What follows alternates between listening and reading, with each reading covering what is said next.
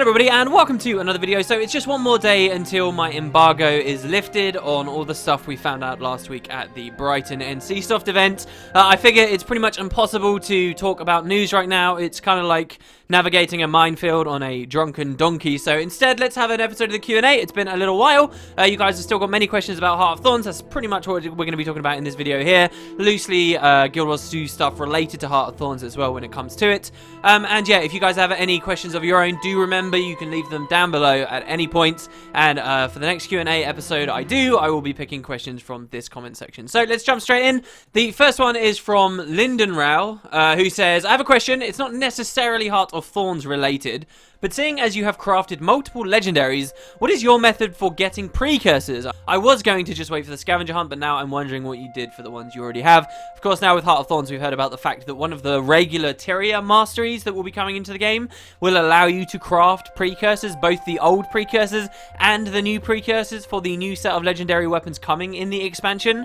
If I were you, I would absolutely wait at this point for the expansion. That's just me, though. I can tend to be quite patient about those things. If you're still interested in some of the old generation legendaries, then maybe go for them now, but you may also like some of the new gen legendaries too, so why rush, especially when we're going to be able to craft our own precursors in like a non-RNG way. My method for getting precursors, I've mentioned this a couple of times before on the channel, has always been buying them off of the trading post. I have never ever had a precursor drop, and I've never managed to get one out of the Mystic Forge either, despite spending what is ultimately now quite a few hundred gold in that damn forge trying to get one out. In general, I just kind of avoid the RNG side of things, and I'm really happy that we get a non-RNG method of obtaining a precursor when the expansion comes out. I will say, and I always say this whenever this topic comes up, do remember guys, the only thing that these masteries are giving you for crafting a precursor is a non-RNG method of crafting one. It is still going to be very hard. It is still going to be on par with what precursors are right now,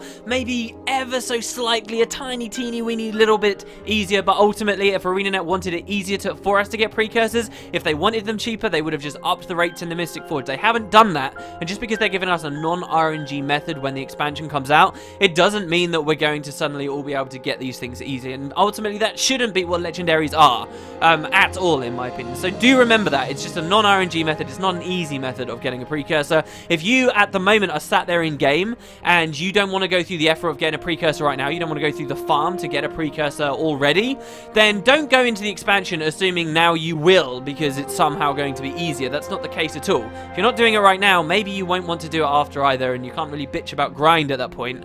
They're just giving you a non-RNG method. That's hopefully a bit more fair for everyone else. So anyway, we'll move along. That's just precursor stuff. The next question is from Edward Ramirez, who says, Hey WP, I'm kind of curious if this new content will use elements used in the original personal story. The second to last mission involved the cleansing of ore. As a result of completion, we see a growth to represent our success.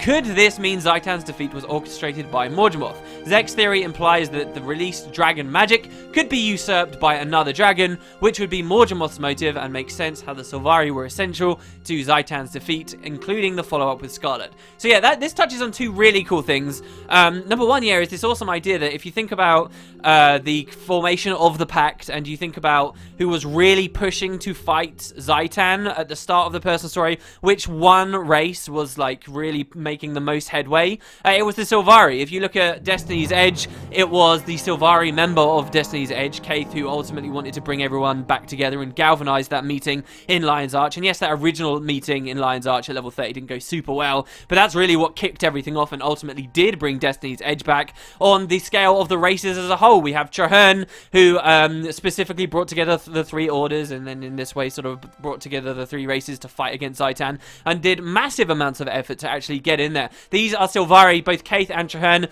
who were born from the Pale Tree with Wild Hunt's desperate desires to go and deal with Zaitan. Yes, it's a very cool thought now that we know they are minions of Morgemoth, or were meant to serve the dragon, that even with the Pale Tree, who seems to have her own mind right now, however, she was influenced by Ronan and Ventari, however, she ended up having this free mind. Even still, it seems like she has done some things, particularly with the offense against Zaitan, perhaps in Morgemoth's favor nonetheless. You know, she doesn't have control of the dream necessarily, and some things like the Wild Hunts that come out of it are still tying and hearkening back to Morgemoth's motives, and that's really cool. The other thing that your question touches on that I think is really awesome is if you look back at the end of the personal story, when you do cleanse that place with Jahern, suddenly it looks a lot more sinister. Originally we were looking at it and, oh, look, all these pretty plants are growing where everything was dead before. Oh, this is wonderful. And now you look back and you're like, oh my god, look at all this vegetation that is roaming into this chamber. Look at these vines that are sprouting up and stuff. And it's like, wow, could this be a very early hint perhaps at something to do with Morgemoth? My hunch says no, but I would not be upset if ArenaNet turned around and said, oh yes, this was planned or something, you know, wholeheartedly dived on this idea, because it is very, very, very cool. And yes, ultimately, I do think the expansion should touch on this stuff. I've got another question about the Sylvari coming up here too.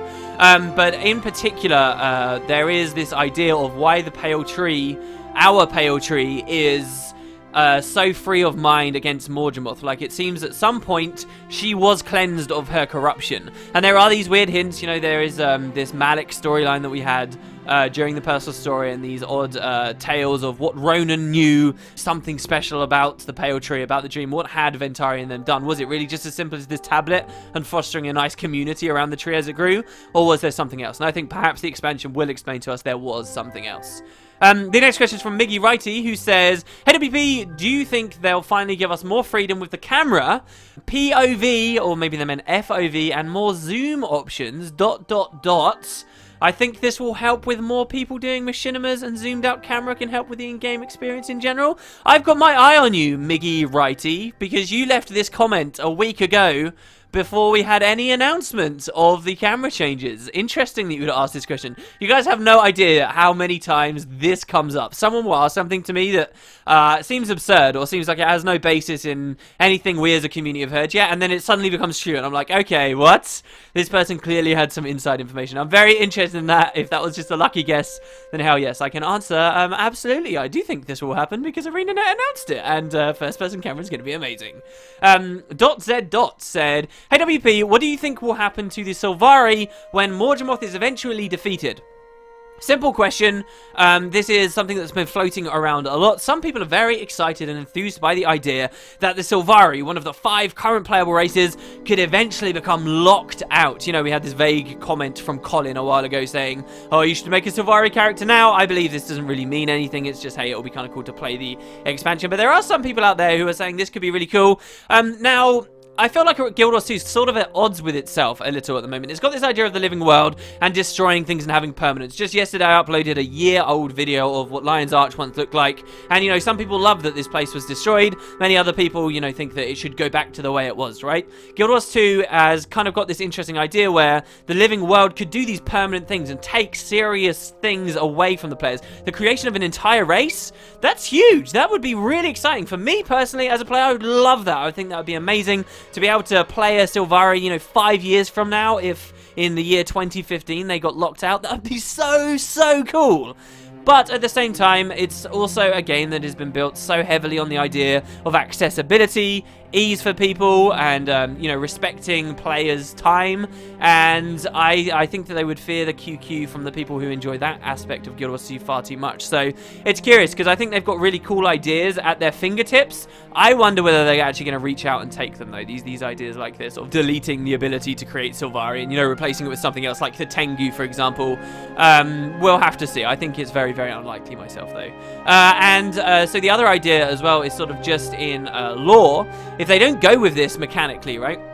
What is the story going to be when Morgemoth is destroyed? Well, you can kind of look at the fact that, hey, we still have Risen around, even though Zaitan is destroyed. I know there haven't been many stories that specifically deal with the Risen in, like, Living World updates, and, you know, they've peculiarly been very, very absent from a lot of the story ever since the Living World began. However, there have been tiny things, especially with the Tequatl thing. You know, one of Zaitan's champions was still out there and growing in power. These things don't necessarily just fall down into nothingness. And the only reason Ore sort of still vaguely exists as an area is because they can hide behind the fact, oh, Zaitan may be destroyed, but, you know, many of his armies are still around, so that's why Ore is still a thing. It's a big question, in particular with the Risen, what's going to happen with the fact that Ore is supposed to be cleansed. I find it kind of curious that not only are ArenaNet not talking at all about Ore anymore, but even the community doesn't seem to really care. With the big expansion coming out, surely this should wouldn't this be a great time now? Also, yes, we're moving into the new Maguma Jungle and stuff. Wouldn't this be a great time to reflect and progress what exactly happened at the end of the Zaitan arc? You know, finish that off, bookend it.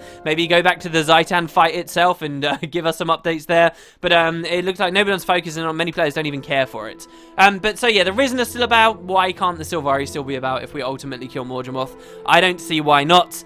We may actually end up getting a much more specific story though.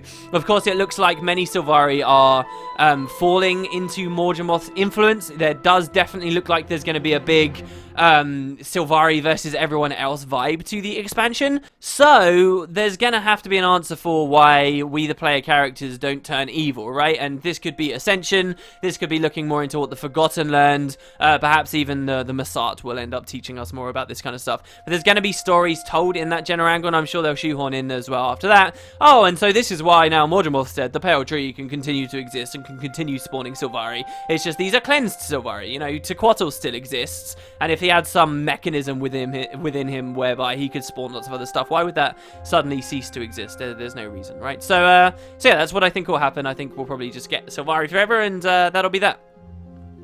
So the next question is from Kenneth Mack, who says, "Hey WP, what if GemFX is actually a keylogger and you got your account stolen?" So this is a video I did a little while back, sort of the successor, in my opinion, to SweetFX, still getting updates and stuff. Want to figure out some really nice presets for it. I may return to it at some point. So this person's asking, if it's a keylogger and my account got stolen, will I just get another account, or will I upload my last GW2 video showing how frustrated I am and stop playing GW2 forever? I get this question a lot. Usually it's not phrased in this way. Usually it's, oh hey, you did a map breakout video and now you've been banned. Would you ever come back to the game? I think I probably would. Now there's a hell of a lot on my account that I would be devastated, utterly, completely devastated. However, there are things outside of GW2 that I've built forward for myself, right? So like, even if my account goes away, I would then be able to just play another account. People would still know who I am. I would still have all the knowledge I have about the game. It's not particularly difficult to get yourself to stat cap. Actually, someone posted a thread on Reddit just today about how in 28 days or something, from very first ever create an account and starting to play Guild Wars 2, they went from level 1 to level 80 full ascended in just a really short window of time. So I think this kind of stuff is possible, and it'd be really interesting to just have that completely fresh perspective where every skin I'm getting is starting to unlock again. I have to go for world completion again for the first time. I'm getting constant dings from achievements everywhere. It'd be really, really fun. I've talked a little bit on the channel recently about this idea of starting fresh, but truly starting fresh on a new account, because there's so much as account bound now, I think would be interesting. I would hate to lose my account, and I would never, ever, ever suggest that I'd be okay with it, but I would definitely still stay about in the game. I can say that much. So the next question is from the Trace Irving, who says, "Okay, so I'm confused. You constantly go on about immersion in Guild Wars 2 and how much you enjoy it, and don't think that they need to put in a new 1 to 30 story for Revenants? Ignoring the massively glaring issue of the personal story starting about 2 years before we even see the first Revenant, it would literally be impossible for a Sylvari Revenant as far as lore is concerned. I don't see how hard it would be anyway. Just look at the Death Knights, and wow, your race is largely irrelevant because you are just a Death Knight as far as anyone else is concerned. This could work as a Revenant. It's a much bigger deal than just a life choice. It's a key element of the past." I don't understand the criticism here, like, whatsoever. First of all, there is nothing that suggests Ritlock is the first ever Revenant. There is suggestions, marketing-loaded suggestions, that perhaps Ritlock came back from the mist here and talked to many people around him in contemporary Tyria, this area of the world, during this slice of time.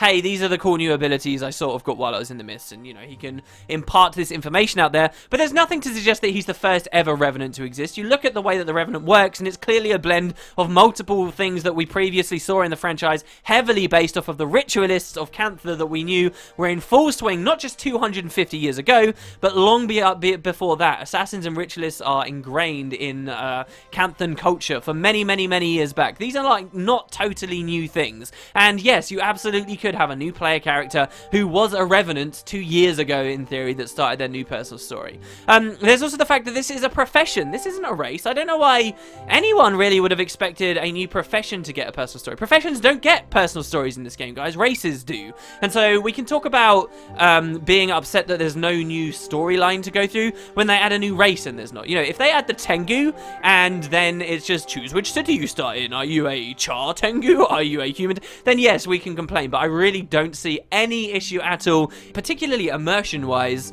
with the Revenants not getting their own story. Yes, you can be disappointed as a player that we don't get this extra content, but at the same time too, if they have to make a choice, do I want a bunch of like low-level, you know, 1 to 30 content, right? Or do I want all of it kind of loaded into this really epic, awesome, let's kill an Elder Dragon story arc? Then yeah, I'd rather they bundle their resources into the latter of those situations, which is exactly what they did. So yeah, you can be a bit disappointed that there's no extra story coming in there. It was one of the big excitements of old Guild Wars 1 stuff. You know, you'd not just get a new class, but you could play it in like an entirely new region and stuff, and this expansion is missing that, and that does suck a bit. But it's the reasons you have given here mean absolutely nothing. Even the idea that why is it impossible for a Sylvari to be a Revenant? Well, what? There's no law that says that it would be impossible for a Sylvari to be a Revenant. That's just simply not the case.